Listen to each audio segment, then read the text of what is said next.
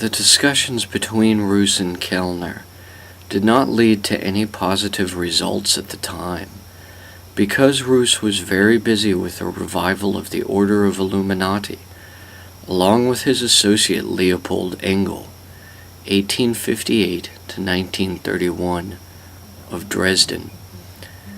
Kellner did not approve of the revived Illuminati order, nor of Engel. According to Rus, upon his final separation with Engel in June 1902, Kellner contacted him, and the two agreed to proceed with the establishment of Ordo Templi Orientis by seeking authorizations to work the various rites of high-grade masonry. Rus and Kellner together prepared a brief manifesto for their order in 1903, which was published the next year in the Oriflamme. Kellner died on June 7, 1905. Karl Kellner and Paschal Beverly Randolph were members. In Theodore Rus' 1917 OTO Constitution, it states in Article 1, Section 1, under the style and title, Ancient Order of Oriental Templars, an organization formerly known as the Hermetic Brotherhood of Light has been reorganized and reconstituted. This reconstituted association is an international organization and is hereinafter referred to as the OTO.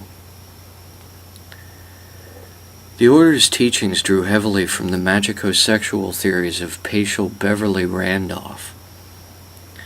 Prior to the rise of the Hermetic Order of the Golden Dawn in 1888, the Hermetic Brotherhood of Luxor was the only order that taught practical occultism in the Western mystery tradition. Among its members were a number of occultists, spiritualists, and theosophists.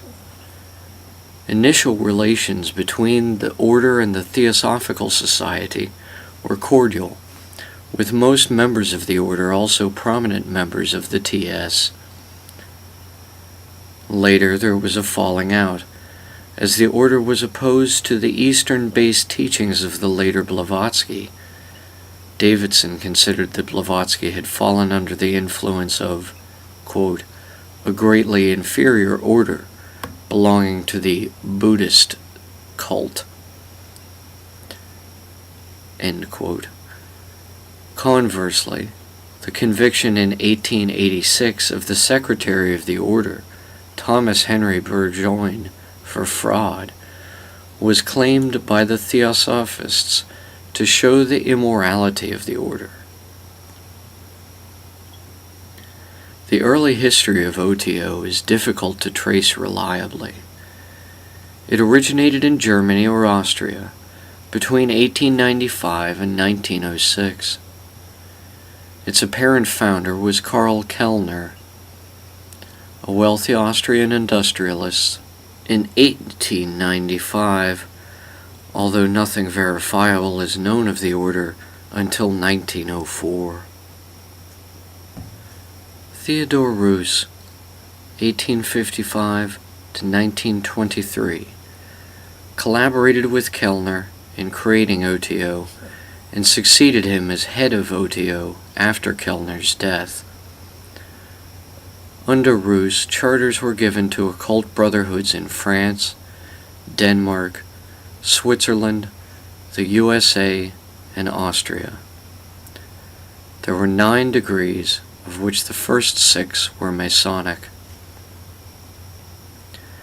In 1902, Rus, along with Franz Hartmann and Henry Klein, purchased the right to perform the rites of Memphis and Mizraim of Freemasonry, the authority of which was confirmed in 1904 and again in 1905.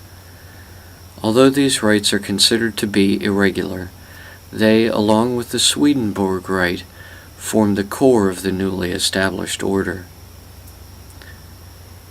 From as early as 1738, one can find traces of the rite of Memphis and Mizraim, filled with alchemical, occult, and Egyptian references, with a structure of 90 degrees. Joseph Balsamo, called Cogliostro, a key character of his time, gave the rite the impulse necessary for its development. Very close to the Grand Master of the Order of the Knights of Malta, Manuel Pinto de Fonseca, Cogliostro founded the rite of High Egyptian Masonry in 1784. Between 1767 and 1775, he received the Arcana Arcanorum, which are 3 very high Hermetic degrees, from Sir Knight Luigi de Aquino, the brother of the National Grand Master of Neapolitan Masonry. In 1788, he introduced them into the rite of Mizraim and gave a patent to this rite. It developed quickly in Milan, Genoa, and Naples. In 1803, it was introduced by Joseph, Michael, and Mar Bederide.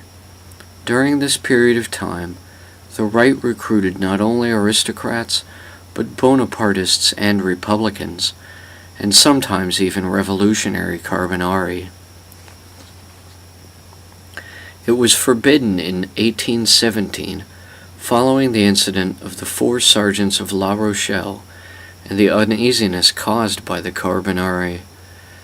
Lodges became meeting places for the opponents to the regime, which led to the decline of the rite, and around 1890, the last Masons of the rite regrouped in the only remaining lodge, Arc en Ciel. The 4 sergeants of La Rochelle, Boris, Gobain, Pommier, and Raoul, were guillotined in Paris in 1822. Their great courage initiated a liberal campaign, and they became legendary.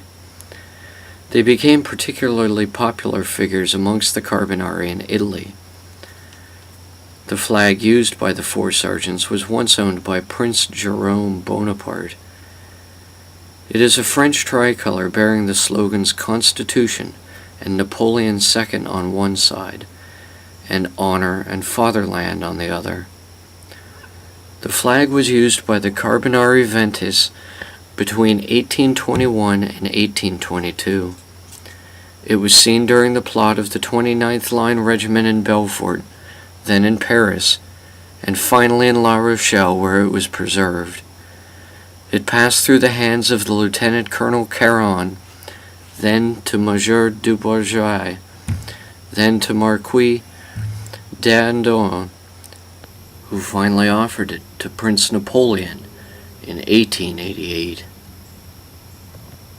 The Swedenborg Rite, or Rite of Swedenborg, was a fraternal order modeled on Freemasonry and based upon the teachings of Emanuel Swedenborg. It comprised 6 degrees: Apprentice, Fellow Craft, Master Neophyte, Illuminated Theosophite, Blue Brother, and Red Brother. It was created in Avignon in 1773 by the Marquis de Thorn. It was initially a political organization whose aims were to bring Freemasonry into disrepute, although the political ideology was eventually discarded from the rite. This version of the Swedenborg Rite died out within a decade of its founding. Starting in the 1870s, the rite was resurrected as a Hermetic organization. This version faded out sometime around 1908. The rite is now extinct, but influenced the development of other groups, such as Ordo Templi Orientis. A passage from The Secret Inner Order Rituals of the OTO. 1. Take a suitable woman willing to aid thee in this work. Explain to her fully the precautions to be taken, and the manner of life necessary. Let her horoscope be, if possible, suited to the nature of the homunculus proposed, as to have an incarnate spirit of benevolence. Let Jupiter be rising in Pisces, with good aspects of Sol, Venus, and Luna, and with no notable contrary dispositions, or so far as may be possible. 2. Take now a man suitable, if convenient, thyself, or some other brother initiate of the Gnosis, and so far as may be, let his horoscope also harmonize with the nature of the work. 3. Let the man and woman copulate continuously, but especially at times astrologically favorable to thy working, and that in a ceremonial manner in a prepared temple, whose particular arrangement and decoration is also suitable to thy work. And let them will ardently and constantly the success of thy work, denying all other desires. Thus proceed until impregnation results. In the work Moonchild, numerous acquaintances of the author, Aleister Crowley, appear as thinly disguised fictional characters. Crowley portrays MacGregor Mathers as the primary villain, including him as the character named SRMD, using the abbreviation of Mathers' magical name. Arthur Edward Waite appears as a villain named Arthwaite, and the unseen head of the inner circle of which SRMD was a member, A.B., is Theosophist Annie Besant. Among Crowley's friends and allies, Alan Bennett appears as Mahatera Fang. Isadora Duncan appears as Lavinia King, and Mary d'Este as Lisa Le Gerfria. Cyril Gray is Crowley himself, while Simon If is either an idealized version of an older and wiser Crowley or his friend Alan Bennett. A year or so before the beginning of World War I, a young woman named Lisa Le Gerfria is seduced by a white magician, Cyril Gray, and persuaded into helping him in a magical battle with the black magician and his black lodge. Gray is attempting to raise the level of his force by impregnating the girl with the soul of an ethereal being, the Moonchild. To achieve this, she will have to be kept in a secluded environment, and many preparatory magical rituals will be carried out. The black magician Douglas is bent on destroying Gray's plan. However, Gray's ultimate motives may not be what they appear. The Moonchild rituals are carried out in southern Italy, but the occult organizations are based in Paris and England. At the end of the book, the war breaks out, and the white magicians support the Allies, while the black magicians support the Central Powers. The Babylon working was a series of magic ceremonies or rituals commenced on March 2, 1946, by Jack Parsons, essentially designed to manifest an individual incarnation of the archetypal divine feminine called Babylon, as well as to catalyze the reification of that force as it exists latently in every man and woman. During the ceremony, L. Ron Hubbard acted as a scribe, noting the results of the magical workings.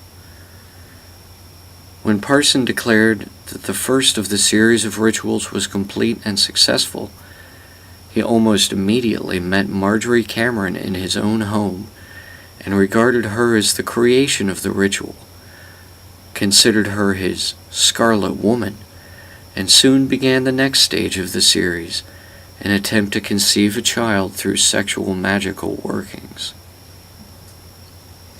Although no child was conceived, this did not affect the result of the ritual to that point. Parsons and Cameron soon married. The rituals performed drew largely upon the Enochian magical system devised by Dr. John Dee and Sir Edward Kelly. They also drew heavily from rituals and sex magic described by Aleister Crowley, who in turn borrowed many aspects of his Babylon from combining the Babylonian goddess Ishtar with the figure of Mystery Babylon, the great whore in the biblical book of Revelation. A brief text entitled The Book of Babylon, or Liber 49, was written by Jack Parsons as a transmission from the goddess or force called Babylon, received by him during the Babylon working. Parsons said that Liber 49 constituted a fourth chapter of Liber Al Vel Legis, the Book of the Law, the holy text of Thelema. In the Gematria of Hermetic Kabbalah, Aleister Crowley equated the number 156 with Babylon, equating the letter O with the Hebrew letter Ayin, which has the value 70. In Enochian, Babylon means wicked. Babylon means a harlot.